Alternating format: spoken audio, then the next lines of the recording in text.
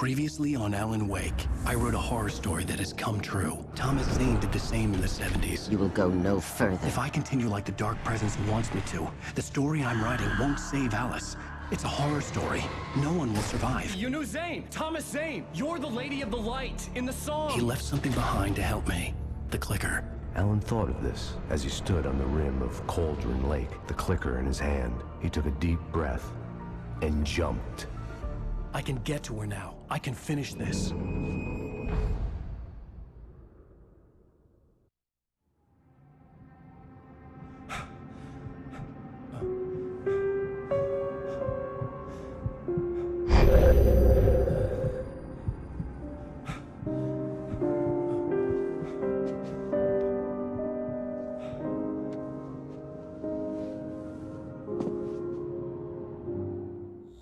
I had a hangover.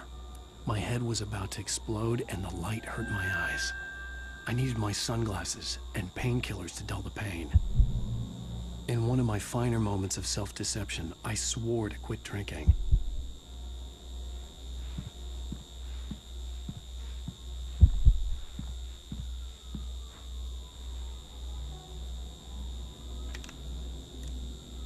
The sunglasses made the world look bearable. Now I could keep my eyes open without feeling like a vampire in the sun.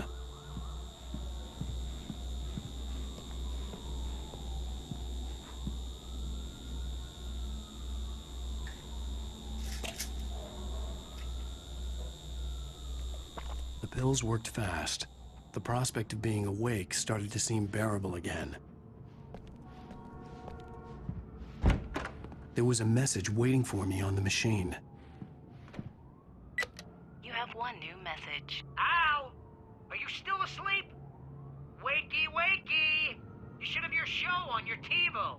If Alice wasn't too mad to record it. As she called me earlier and really chewed me out. Yeah, we went a little overboard last night.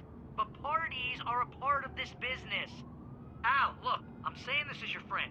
She's not doing your career any favors by trying to run your life like that, okay? I'll talk to you later, Al. Watch the show!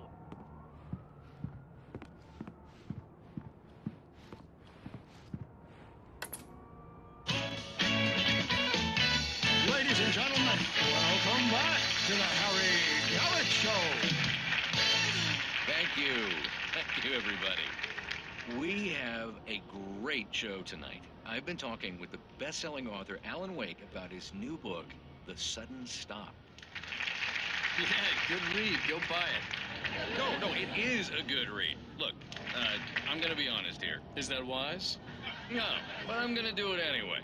I got people who give me the lowdown on books. I'm a busy guy.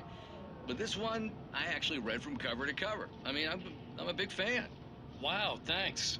Now, this might be a spoiler for those who haven't read the book yet. Based on the sales figures, the 2 people out there who haven't read the book yet.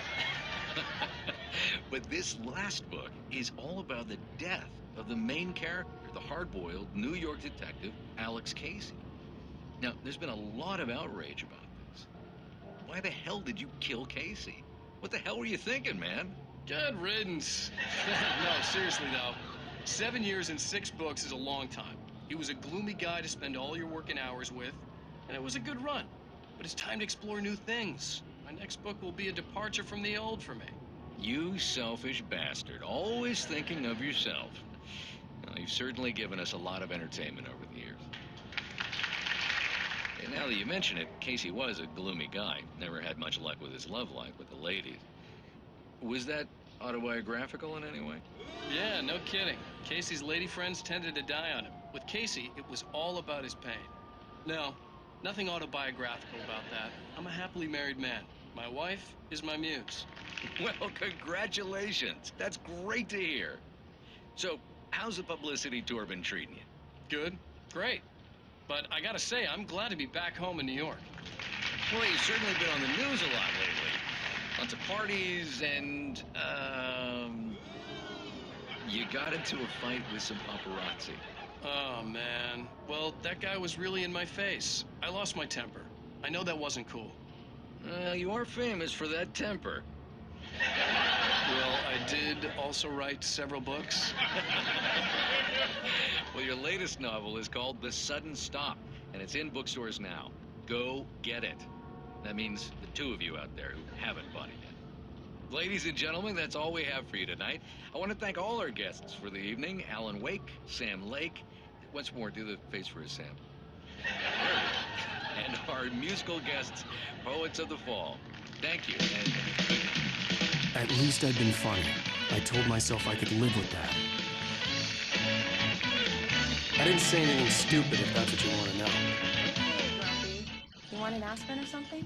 Are you going to start with me about drinking now? You know what? Go back to sleep, Alan.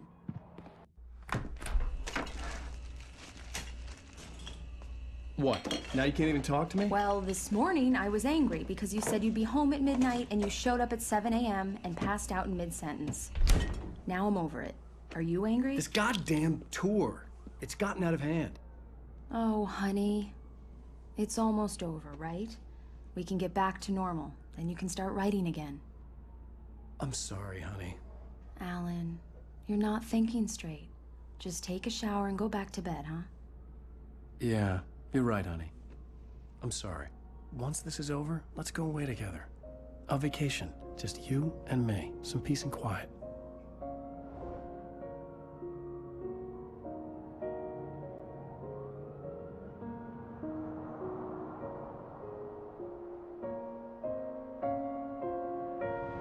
Somehow, the clicker was the key to the cabin. I had to return to Cauldron Lake to save Alice.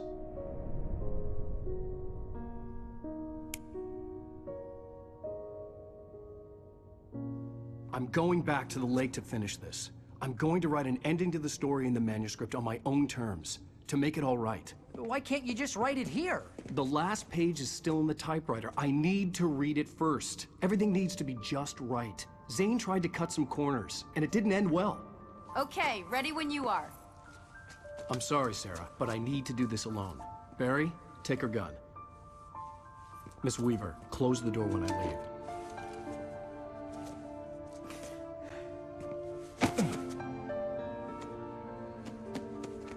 Good luck, Al. See you later.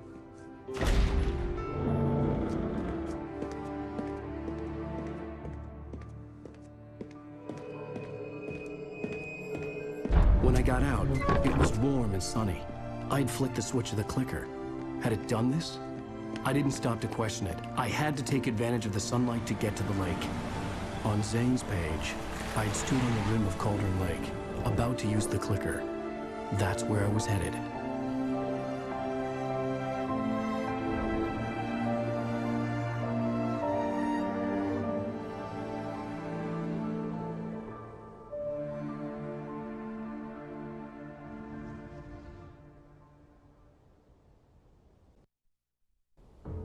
Alone, in daylight, surrounded by the beauty of the Pacific Northwest landscape.